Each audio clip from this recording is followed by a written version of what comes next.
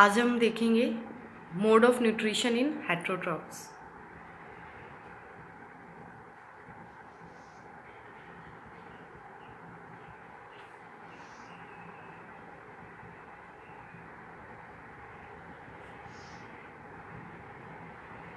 Last video के अंदर हमने ऑटोट्रॉफ्स के बारे में देखा था। आज हम देखेंगे हेटरोट्रॉफ्स अपना खाना कैसे बनाते हैं। हेटरोट्रॉफ्स वो होते हैं जो अपना न्यूट्रिएंट्स, अपने जो न्यूट्रिशंस हैं वो किसी और से लेते हैं, किसी और के ऊपर डिपेंड होते हैं। ठीक है, तो ये जो हेटरोट्रॉफिक मोड ऑफ न्यूट्रिशन होता है ये 3 पार्ट्स के अंदर डिवाइड होता है। ठीक है, 3 parts. First is saprophytic, second is holozoic, and third is parasitic। Saprophytic का एग्जाम्पल क्या है? इसका एग्जाम्पल है बैक्टीरियाज एंड फंजाइज।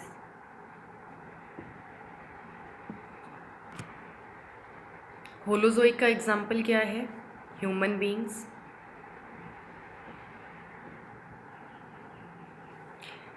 पैरासाइट के अंदर कौन से आ जाते हैं?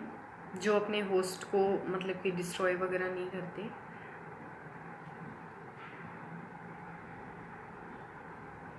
लीच या कोई भी ऐसा एनिमल। ठीक है, अब इसकी थोड़ी सी डेफिनेशन हम देख लेते हैं कि एक्चुअली ये ऑर्गेनिजम्स होते कौन हैं। तो सेप्रोफाइटिक कौन से एनिमल्स होते हैं? जो ऐसे होते हैं जो क्या करते हैं, अपने होस्ट के ऊपर जाके उनकी बॉडी में से जो न्यूट्रिएटेड फ्लूइड है उसको अपनी बॉडी के अंदर लेते हैं। न्यूट्रिशन जो वाला फूड हो सिर्फ उसको अपनी बॉडी के अंदर लेते हैं। ठीक है, तो इसके अंदर ऐसे भी एनिमल्स आ जाते हैं जो क्या करते हैं, डेड और डिके ऑर्गेनिजम्स को खाते हैं।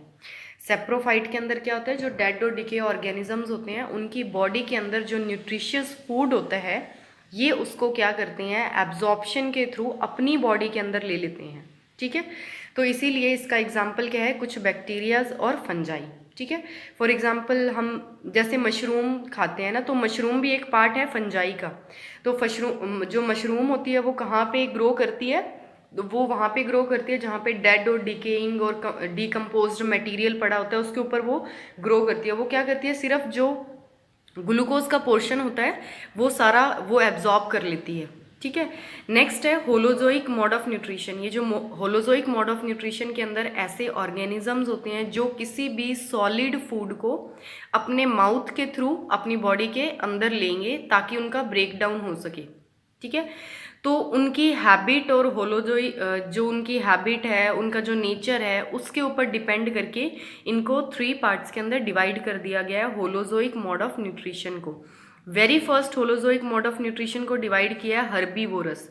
ये ऐसे एनिमल्स होते हैं जो क्या करते हैं, प्लांट्स को या एल्गी को ही खाते हैं हमेशा, कभी भी वो किसी और ऑर्गेनिजम्स को नहीं खाते। फॉर एग्जाम्पल इसका एग्जाम्पल क्या लिखोगे, हर्बीवोरस का एग्जाम्पल इसके अंदर हम लिख सकते हैं काऊ, गोट, ऐसे जितने भी शाकाहारी हैं ना।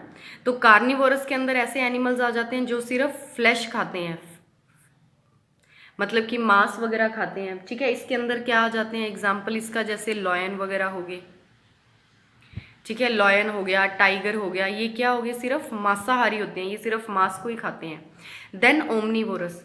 ओमनीवोरस ऐसे एनिमल्स होते हैं जो क्या करते हैं, दोनों को खाने का काम करते हैं। मतलब कि अगर उनका मन करे वो प्लांट्स भी खा लेते हैं, अगर उनका मन करे वो किसी एनिमल को भी खा लेते हैं। तो ओमनीवोरस वो होते हैं जो हर्बीवोरस और कार्निवोरस दोनों मोड ऑफ न्यूट्रिशन दिखाई। ठीक है, इसका एग्जाम्पल क्या हो जाता है, animals, sorry human beings. Human beings हो गया, या आपने बहुत कॉमन देखा होगा कॉकरोच हो गया। ठीक है,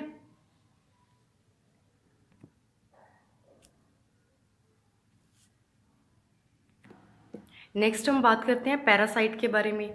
पैरासाइट ऐसे एनिमल्स होते हैं जो क्या करते हैं, अपने किसी भी लिविंग होस्ट के ऊपर वो डिपेंड होते हैं। इनको जो होस्ट चाहिए होता है वो लिविंग होना चाहिए। ये कभी भी डेड और डिकम्पोजर के ऊपर जो अपना डिपेंड नहीं होते, इनको लिविंग होस्ट चाहिए होता है।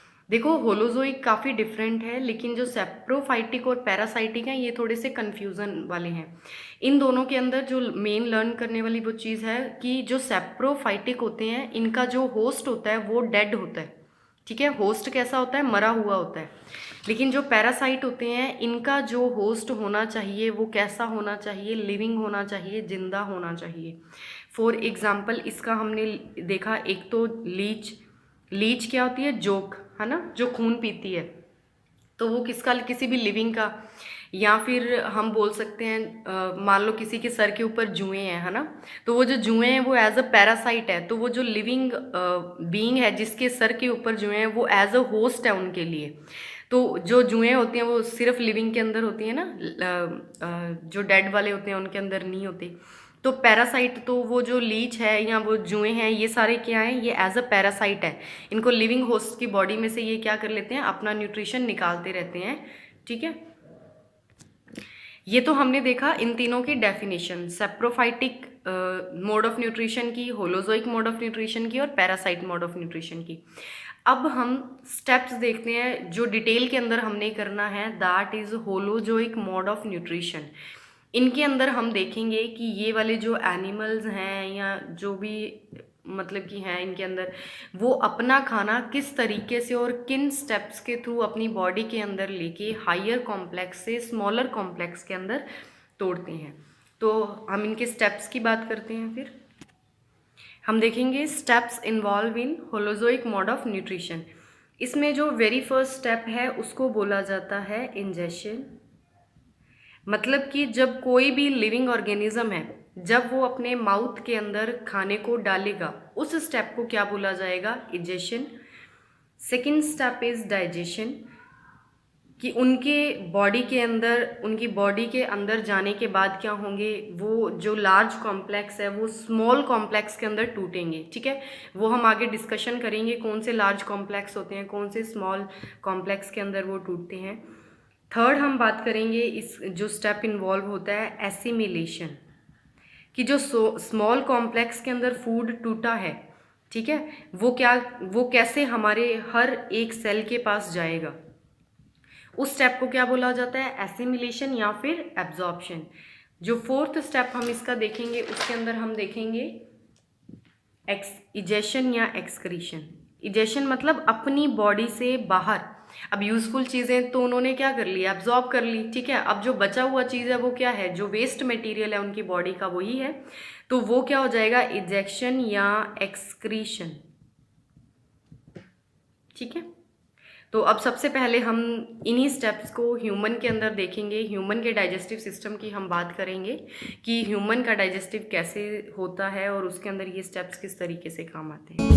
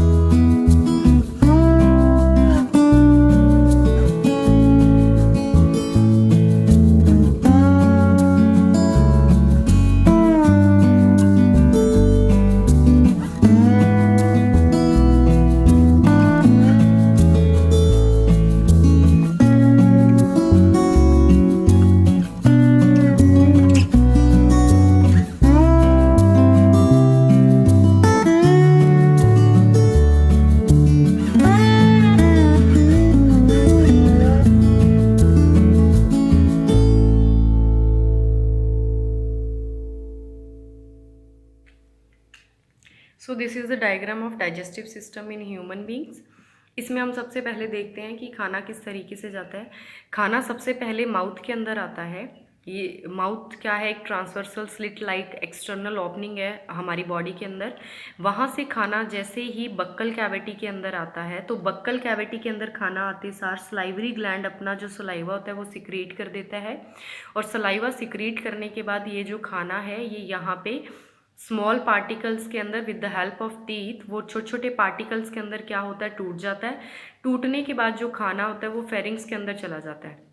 ये फेरिंग्स देखो क्या है, एक ट्राइंगल शेप के अंदर ऑर्गन है। तो ये देखो, ये इसका ट्राइंगल शेप बन रहा है। ट्राइंगल शेप के अंदर ये एक ऑर्गन है जो कॉमन पासेज है, किसके लिए, एयर के लिए भी और फूड के लिए भी। उसके बाद ये जो फूड होता है ये कहाँ पे आ जाता है, ईसोफेगस में आ जाता है।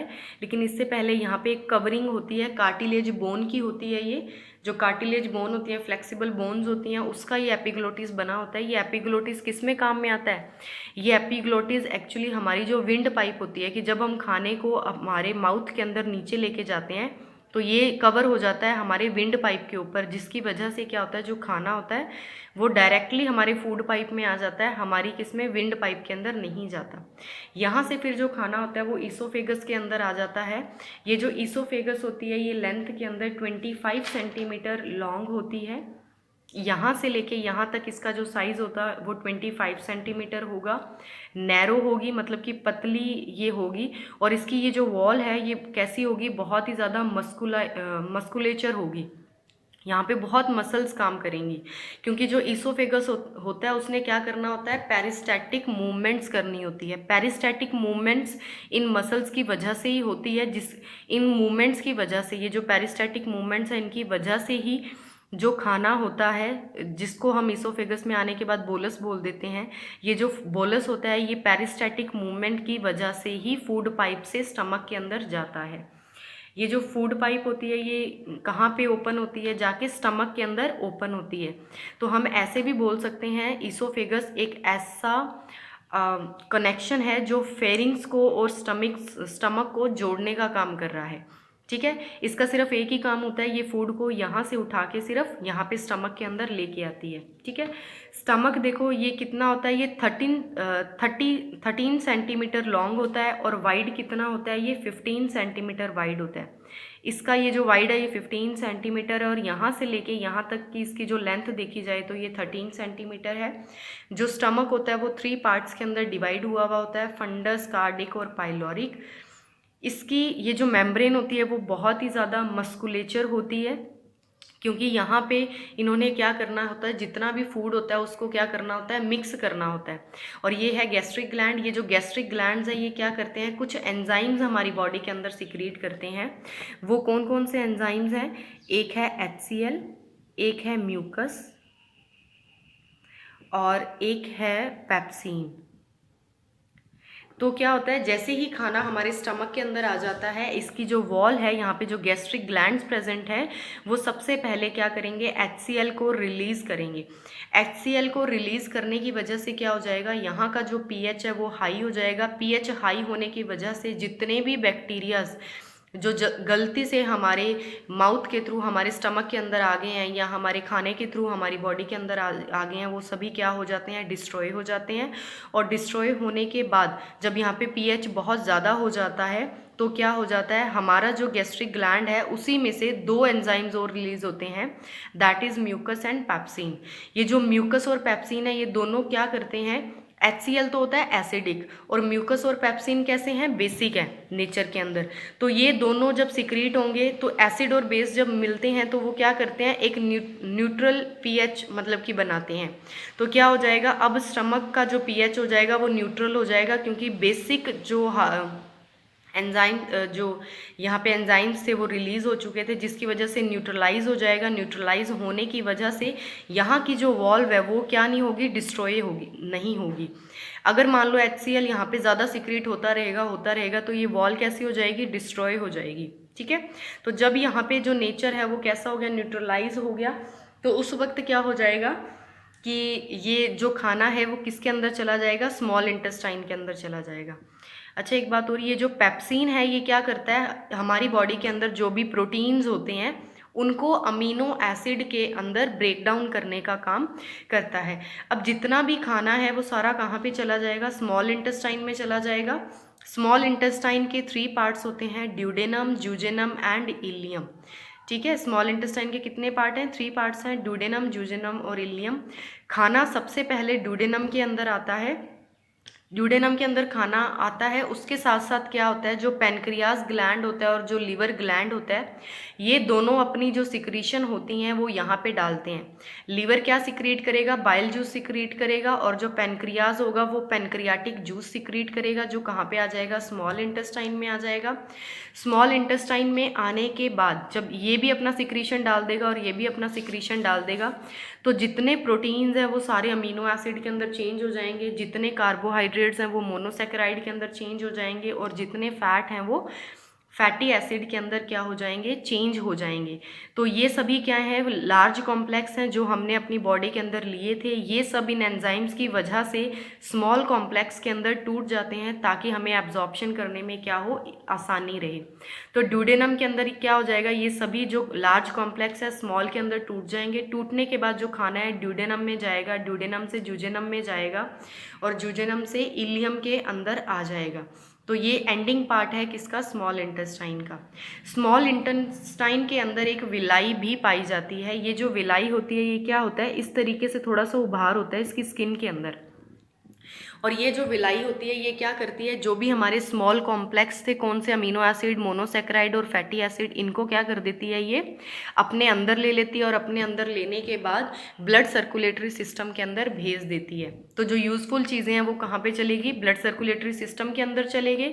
अब क्या हो जाएगा, यहाँ से जो बचा हुआ खाना है वो किसके अंदर आ जाएगा, लार्ज इंटेस्टाइन के अंदर आ जाएगा। ये जो पोर्शन है इसको बोलते हैं लार्ज इंटेस्टाइन। अब सबसे पहले देख लेते हैं कि लार्ज इंटेस्टाइन एक्चुअली कितने पार्ट्स के अंदर डिवाइड है।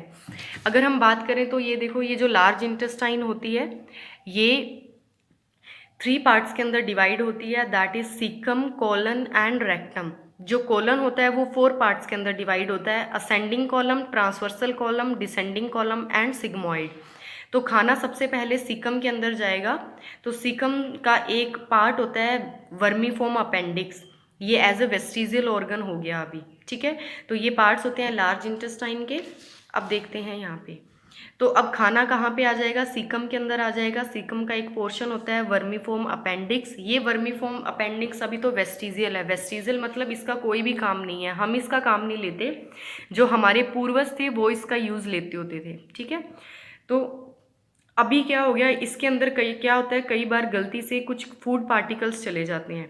तो फूड पार्टिकल्स जाने के बाद क्या हो जाते हैं, जो यहाँ पे बैक्टीरियाज होते हैं, यूज़फुल बैक्टीरियाज जो हमें नहीं मतलब कि नुकसान पहुँचाते कोई भी, वो क्या होता है जब खाना यहाँ पे चला जाता है तो ये वाले जो बैक्टीरियाज होते हैं जो इनकी फर्मेंटेशन वगैरह ये करते हैं, उसकी वजह से कुछ गैसेस होती हैं, गैसेस की वजह से ये जो वर्मीफॉर्म अपेंडिक्स होता है ये क्या हो जाता है, थोड़ा सा फूल जाता है।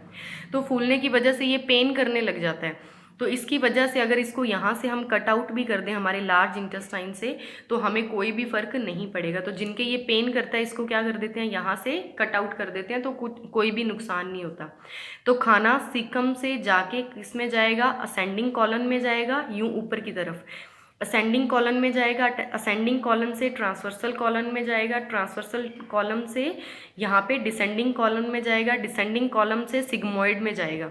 अब देखो सिग्मोइड तक तो यहाँ पे क्या होती हैं, विलाइज प्रेजेंट होती हैं। अभी तक क्या हो जाएगा, एब्जॉर्प्शन जो पोर्शन है वो कंटिन्यू रहेगा। देखो एब्जॉर्प्शन कहाँ से स्टार्ट हुआ था, ड्यूडेनम से स्टार्ट हुआ था, jejunum, ileum, caecum, ascending colon, transversal colon, descending colon, इन सब में क्या हुआ, एब्जॉर्प्शन रहा। अब क्या हो गया इस पॉइंट तक कि यूज़फुल चीज़ें तो सारी क्या होगी, हमारे ब्लड के अंदर चलेगी। सारी यूज़फुल चीज़ें जो विलाई थी उसने क्या कर ली, एब्जॉर्ब कर ली। अब जो बचा वो बचा हमारे पास वेस्ट मटेरियल। अब ये जितना भी वेस्ट मटेरियल है ये इस रेक्टम के अंदर क्या होता रहेगा, कलेक्ट होता रहेगा, और उसके बाद एनस के थ्रू यहाँ पे स्फिंक्टर की तरीके से ये प्रेजेंट होता है, और एनस के थ्रू ये क्या हो जाएगा, हमारी बॉडी से बाहर चला जाएगा, ठीक है। So this is complete process of digestive system in human beings. Thank you.